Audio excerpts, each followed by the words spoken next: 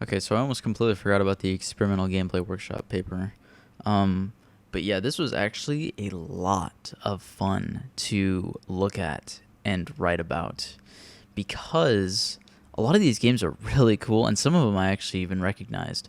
Some people were talking about like other games in during the class in the Discord sessions, like Journey, for example, and then yeah, I was gonna reference Flower too, and then Flow, because those are, I think those are referenced on the website, the like main EGW website. So yeah, um, yeah, I have a little introduction here, and then I talk about how the Devil's Calculator was actually the first one I looked at, kind of by accident, because I looked at this video. If you go here, if you, I think it's in the GDC vault, but it's for experimental gameplay. I'm not entirely sure actually, but this is like one of the first, I guess, submissions for 2020, and I think that's where I saw it. Because all the ones before were just 2019, and this was the first. It was like January 2020 about. So yeah, I looked at this. This looked really cool, and I'm a big math fan. I didn't have any time. I didn't write about this one for some reason, but I wrote about many others. So don't worry about that. Really, I will probably write about in the future if I want to expand this even more. It's already 16 pages, and if I check the word count, it's almost 4,000 words, which is pretty good. But yeah, I really I'm a big fan of math. Math is probably my favorite like traditional school subject, and so looking into this was actually really cool, and it actually seemed like a lot of fun to try to play. Honestly, like yeah, I think he's trying to make it into a very interesting kind of making math very interesting and fun to actually do with this kind of concept here. And then lucky me, so then I get over to here, and I don't know, of course, me being me, I wanted to look at every single year, but there wasn't even every single year here. They just had 2016, 17, and 19. They don't even have 18 in here. It's interesting. But I was like, I guess I'll look at the most recent one, because I just want to look at the ones that are more recent that might not already be out.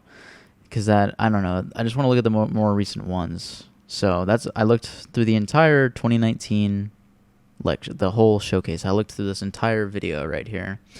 I will be honest, I did skip a little bit of this one at the beginning, the food one, just because I don't know, it didn't strike me as something I wanted to write about really. So I just kind of skimmed over that one. But then I liked this one right here called Lucky Me by Mo from Artifact 5. And this will be a bit of a revisiting because, yeah, I don't know. I don't want to get too deep into this because all the writing is right here. And I write about, Artifact 5, the indie studio. And then I write a little bit about this is the background section right here. And then this is like the more of the notes section. So that's how it kind of continues on throughout this is the notes section right here.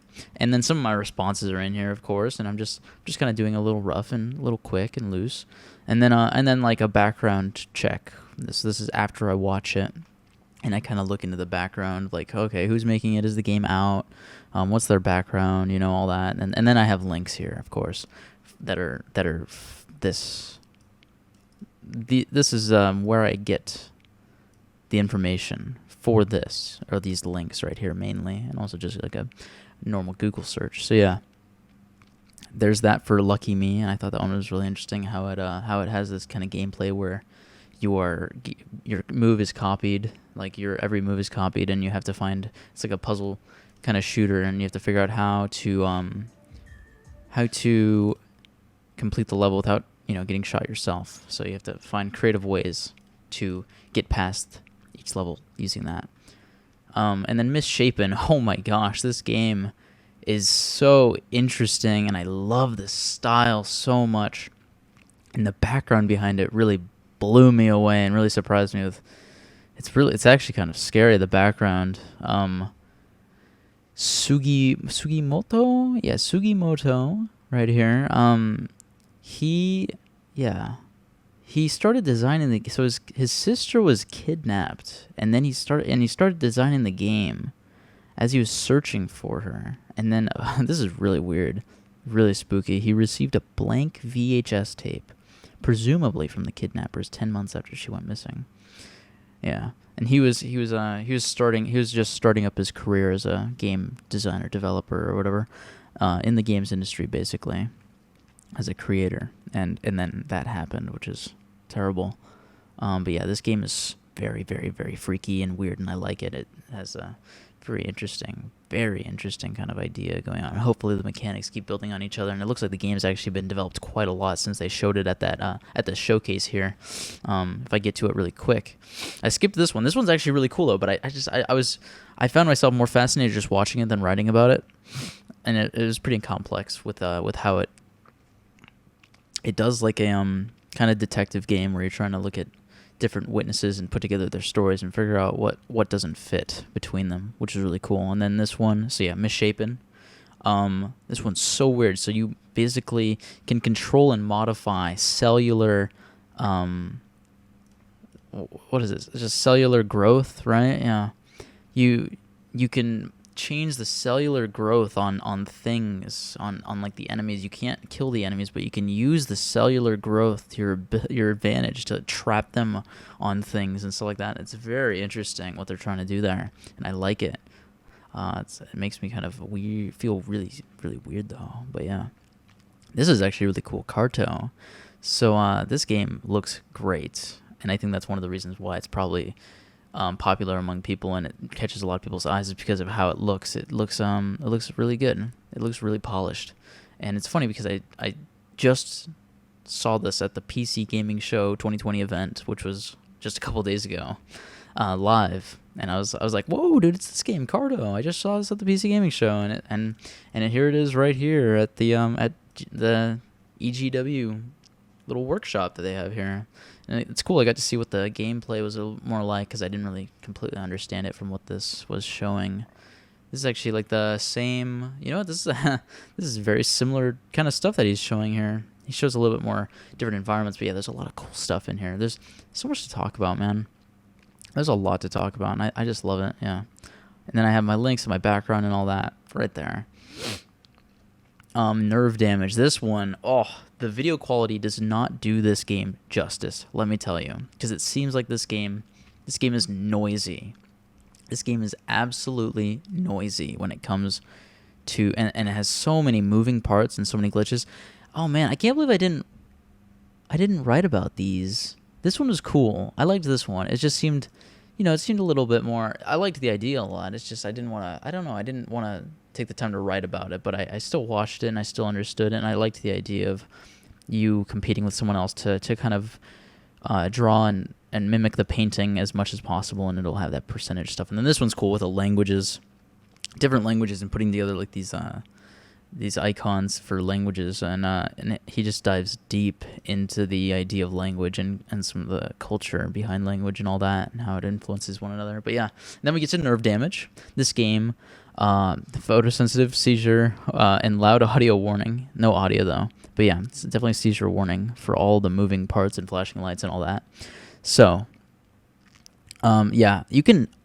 The first time I saw this, I had no idea what was happening, but I can kind of tell what is going on a little bit now that I've watched this like 5 times, and he's obviously getting dropped onto a map here at the beginning of every level. This is the map he's dropping down, and then he's on the ground, and he has like this really weird kind of changing crosshair that's like a like a polygon, like made of just 2D polygons, and it's so fast, level complete. Like he's just going through these, like you shoot like these black orbs that are enemies, I guess. These black, like also 3D polygon, just like shapes made up of low amounts of polygons, and it's semi-randomized, I think he said. But yeah, very interesting. I just love these kinds of glitch VHS games. I love that kind of style a lot.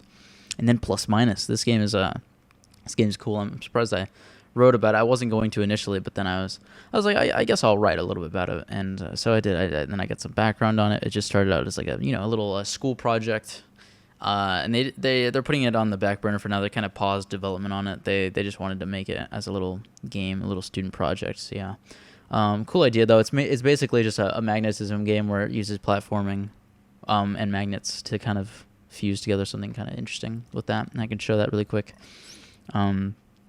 Yeah.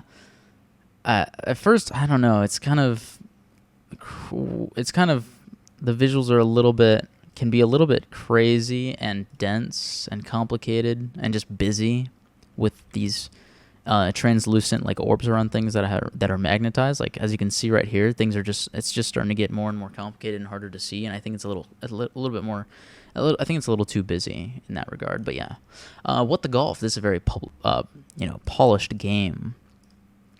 It looks like, and then I skipped this one. This one is a hostile user interface where I don't know, I didn't fully understand the concept. It uses button combinations that would normally do Windows tasks, like, Windows shortcuts and stuff like that. And I don't know, I didn't fully understand that concept. Yeah, and they were just talking about how they want to make it so that it's not just annoying and still kind of fun and interesting to play, but I don't know. This was a great presentation, though, for What the Golf right here. These guys seem to know what they're doing when it comes to game development, developing a style. And I like their humor. Their humor is very, very, it seems like it's got that kind of mainstream humor and mainstream look kind of too. They seem to know for sure what they're doing with their stuff when it comes to their games, the games that they're making. And they haven't even made that many, which is very funny. It seems like they're a practiced, like well-practiced, well-oiled game developer, but like I recognized their previous game that I thought they finished, but it was Keyboard Sports, I believe, Saving QWERTY. Yeah, right here, Keyboard Sports Saving QWERTY, and I've seen it before, and I have no idea where. I think I saw like some people play through it, like in a Let's Play, but yeah. Anyways, this game just keeps building off the concept of golf, basically, and it gets more and more hilarious and completely plays with your expectations, and you think you know what's going to happen next, and you really don't. Like right here, instead of a golf ball, now he's hitting a house around. And then it just gets more and more wacky. It starts turning into a 2D platformer. It starts turning into soccer. It starts turning into like a car driving game. Right now he's doing the rope swinging level. It's very, very interesting, and this game has been released... It released the same year that they showed it, which is very interesting. But yeah. Picture processing. I think this is the last one right here, and I love this game. It's so simple in terms of its concept, where, as you can see here, the graphics are all scrambled. So there's many they're all tiles. There's many instances of this pink and red and green tile all over the background.